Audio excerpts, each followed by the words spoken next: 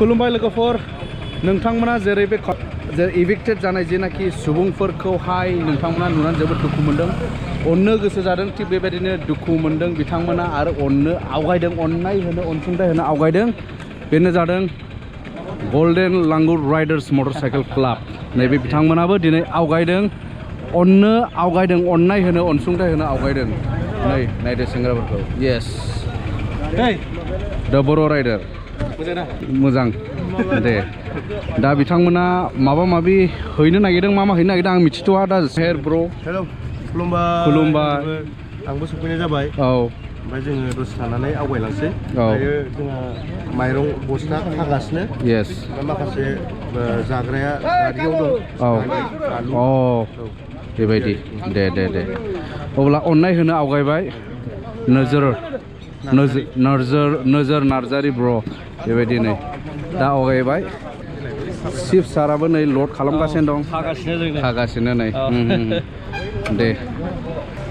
ओमफ्राय थांबावगोन जाहैबाय देरहासात इस्लारि ब्रादार हेलो औ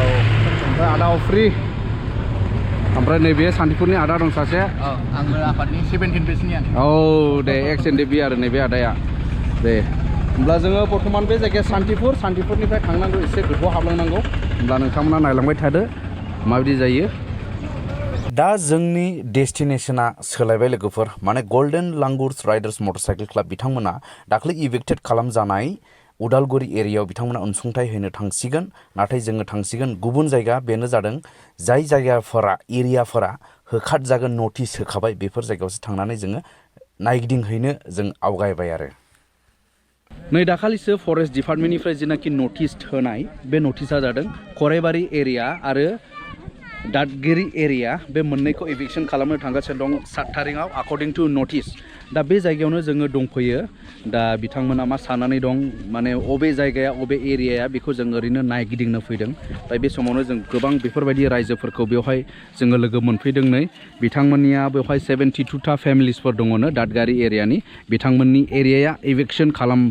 जासिगोन नटिसनि बायदिब्ला 7th दा बेनो नै नटिसा नैबेयाव नायदो नै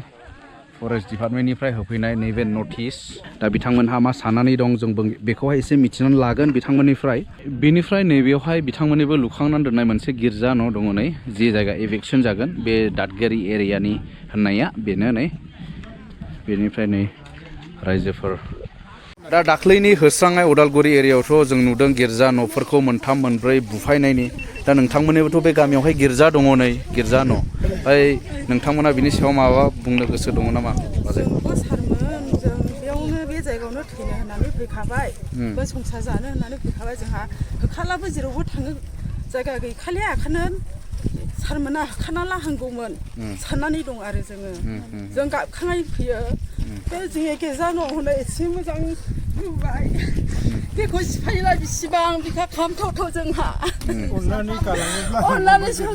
दा जों बे हानिफ्राय होखाजायोना बबाव थानो जोंलाय दिनै गथ' गथाय फोरोंदों बबाव फोरोङो जोंलाय थानांगौला बबाव थांगोन अननानै जाय सारमोना जोंखौ होनो नटिस होदों अननानै जोंखौ रैखा खालामो जोंखौहाय होखाना लाहांगौमोन दिनै गथ' गथाय फरायनो गोदाव सोराव जासिगोन बहाय संसार जाहैबावनाय जोंलाय ओंखायनो जोंखौ सारमोना होखाना लाहांगौमोन जों बिखा खामो बेबायदि खोनानायखाय हामबायसै दे होनो गोसोब्ला सिगांनो बिसोरो एसे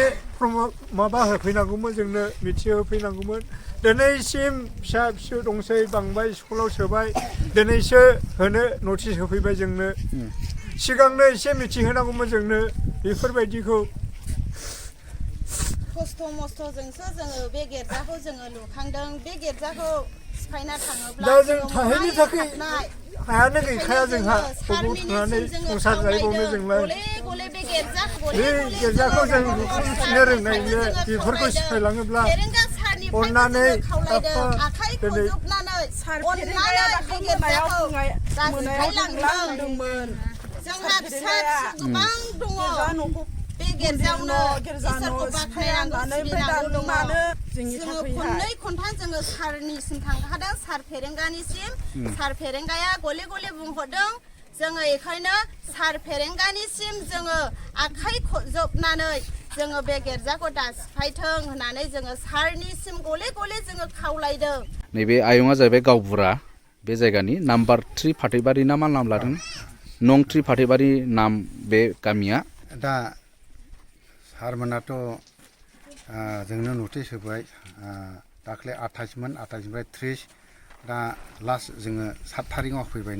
नैबे मासनि दा 7 थारिख मंगलबाराव जोंखौ होनायनि माबा सरखार लाहार फाहार खालायबाय दा आङो सानदों जोङो रायजोफ्रा माने अननानै जोंखौ बे जायगानिफ्राय जेन होआ आरो खावलायहरदों जोंनि प्रमद सार आरो जोंनि फेरेंगा सारनिसिमबो माने जोङो होजायोब्ला जोंहा जेबो गैयाबाव थाखा फैसा जों बेबायदिनो प्लास्टिक गांसे बायनोनो जोंहा फैसा गैया जों बेनिखायनो बिसास जोङो खावलायदों सारमोननिसिम रिकुवेस्ट खालायदों जेन' जोंखौ होआलासिनो दोनोब्ला जों जोबोद मोजां मोनगौ होननानै आङो खावलायहरदों आरो जों हरखाब ओरैनो बेसे गोबावनिफ्राय दङ बे गामियाव ओरैनो जोङो 17निफ्राय जोङो ओरैनो दानजेनदों ओमफ्राय 17निफ्राय दाननानै जों 19आव जोङो बे जायगायाव न' लुफैदों ओमफ्राय बै समाव दानजेननाय समावहाय होबथानायफोर बादा होनाय दंना गैयामोन बे समाव रावबो गैया रावबो होबथाफैयाखै फरेस्ट डिपार्टमेन्टनि फैयोना फैयामोन ओरै फैदोंमोनब्लाबो जोंखौहाय माने बै समाव जेला दानजेनो बे समाव रावबो रायफैयाखै बादा होफैयाखै बेनिफ्राय ओरैनो बेसे गोजाननि माबायदि सुबुंफ्रा बेयाव दङ ओरैनो ओरै बै खैलामैला सिसुबारि ओमफ्राय ओरै बुरिजार ओमफ्राय ओरै बागमारा साइडनि माने बेफोरबायदि फोजों फैनाय आरो बिसोरनि हजों हा दङना गैयामोन बिसोरनावथ' हजों हा गैया खुरखाजोब्बाय दैयानो खुरखाजोबनाय हिसाबै ओमफ्राय ओरैनो खय न'खर बायदि जाखो दा जोंनिया बेवहाय 72 जन दङ 72 जन गासैबो बर'फोर नामा गासैबो बर' माने माखासे जोङो गार'फोर दङ गार'फोरबो दं ना गार'फ्रा 6 घर दङ जोंनिया मैनिफ्राय फैनायनि बिसोरो ओरै माबानिफ्राय फैदों मा होनो आखिगुरि बै बलांगुरि आखिगुरिनिफ्राय माबा थाहैनो थाखाय जोंहाबो हा गैया